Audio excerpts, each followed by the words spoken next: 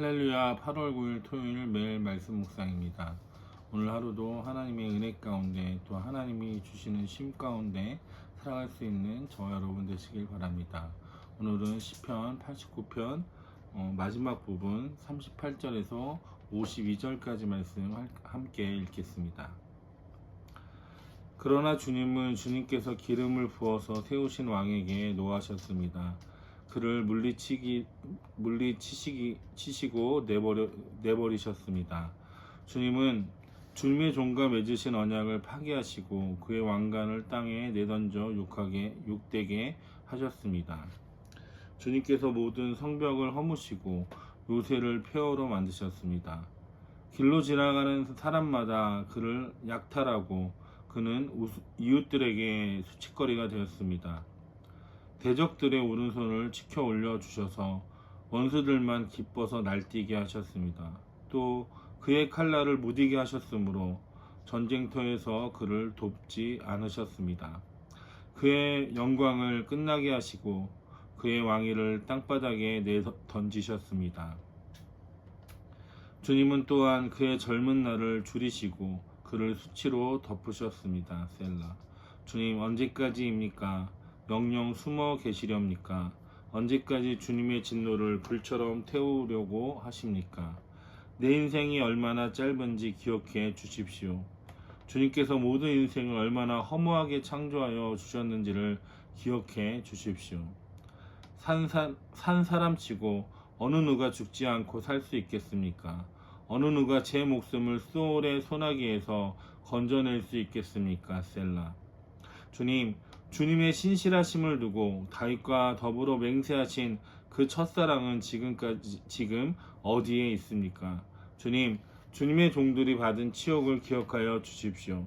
문민족이 안겨준 치욕이 내 가슴 속에 사무칩니다. 주님, 주님의 원수들은 주님이 기름 부어 세우신 왕을 깔보며 가는 곳마다 모욕합니다. 주님, 영원토록 찬송을 받으십시오. 아멘, 아멘. 저와 여러분이 예수님을 믿어도 신앙생활을 하다 보면 이해가 되지 않는 부분들이 때로는 있습니다. 기도를 해도 응답이 더디되고 내 주변의 사람들을 봐도 하나님의 사랑이 느껴지지 않을 때가 종종 있습니다. 오늘 우리가 읽은 이 시편 89편 38절에서 52절은 바로 그런 상황에서 나온 고백입니다. 하나님이 다윗과 맺은 언약을 깨신 것 같다라고 시인은 탄식하며 고백하고 있습니다. 이 시편의 앞부분 1절에서 37절을 보면 하나님의 신실하심과 다윗과의 언약을 찬양합니다.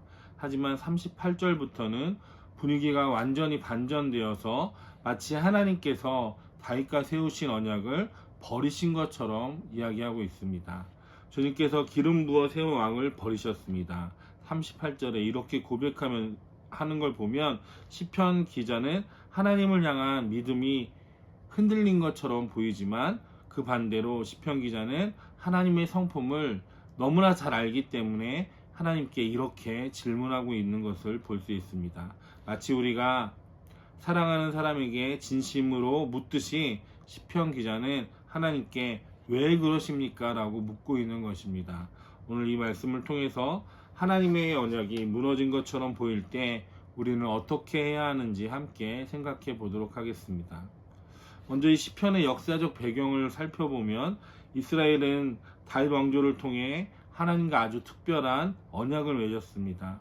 하나님께서는 다윗에게 내 왕위가 영원히 이어질 것이라는 약속을 하셨습니다.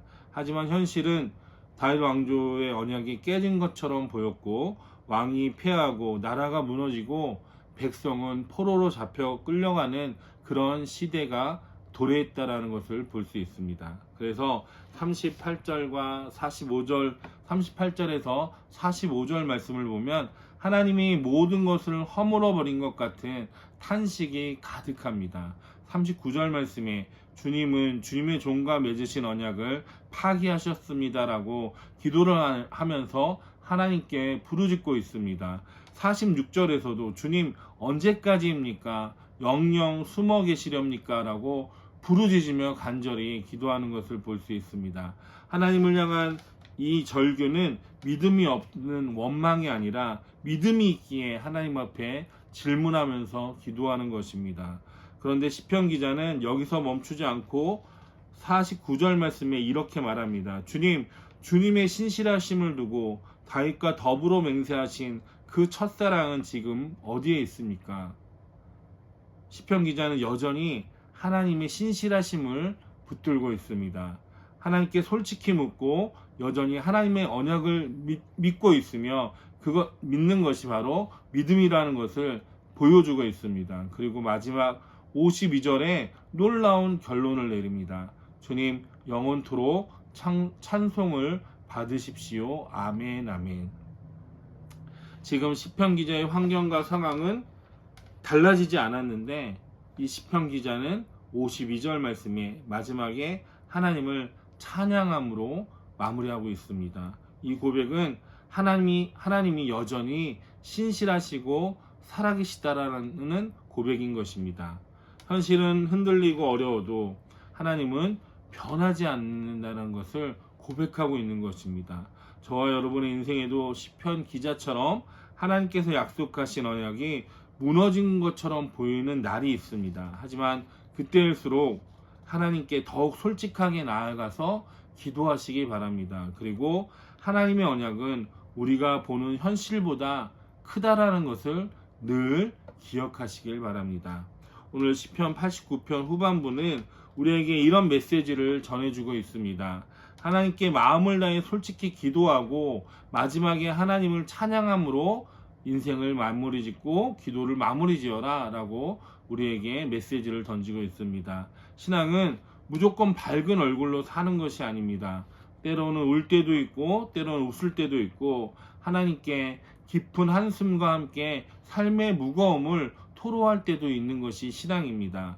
그런 신앙의 과정 속에서 하나님을 향한 우리의 믿음은 더욱더 깊어져 가는 것입니다. 살아가면서 하나님이 멀게만 느껴지고 내가 혼자라고 느껴질 때가 때로는 있지만 시편 기자처럼 주님 언제입니까? 라고 그때마다 물어보셔야 합니다. 하나님은 그 질문, 우리가 드리는 그 질문조차도 기뻐하십니다. 중요한 건 그 질문의 끝에서 다시 우리가 하나님을 찬송하면서 아멘 아멘 하고 외치는 것입니다.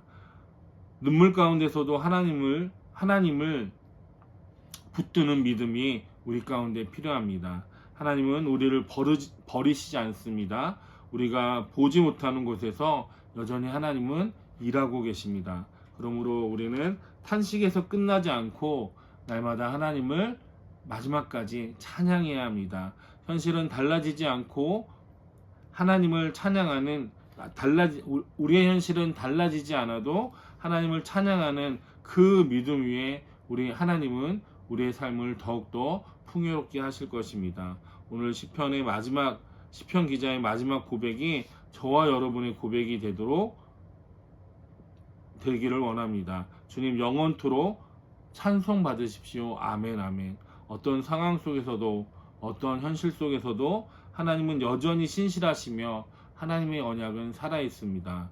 그 하나님을 끝까지 붙들고 눈물 가운데서도 하나님을 찬양하는 인생이 되기를 주님의 이름으로 축원합니다. 기도하겠습니다. 사랑의 하나님 아버지 감사합니다. 때로는 우리 인생에 어두움이 있고 아픔이 있고 어려움이 있지만 그래서 하나님께 원망할 수도 있지만 우리가 그 원망을 다시 한번 붙들고 하나님 앞에 믿음으로 나아가길 원합니다. 시편 기자의 고백처럼 마지막에 우리가 주님 영원토록 찬양을 받으십시오. 아멘 아멘. 주님을 찬양할 수 있는 믿음의 사람들이 되길 소망합니다. 어떠한 환경 속에서도 어떠한 어려움 속에서도 하나님이 우리에게 약속하신 언약의 말씀을 붙들고 살아갈 수 있는 미라의 모든 성도들이 될 수 있도록 인도하여 주시옵소서. 모든 것 감사드리며 예수님의 이름으로 기도드립니다. 아멘.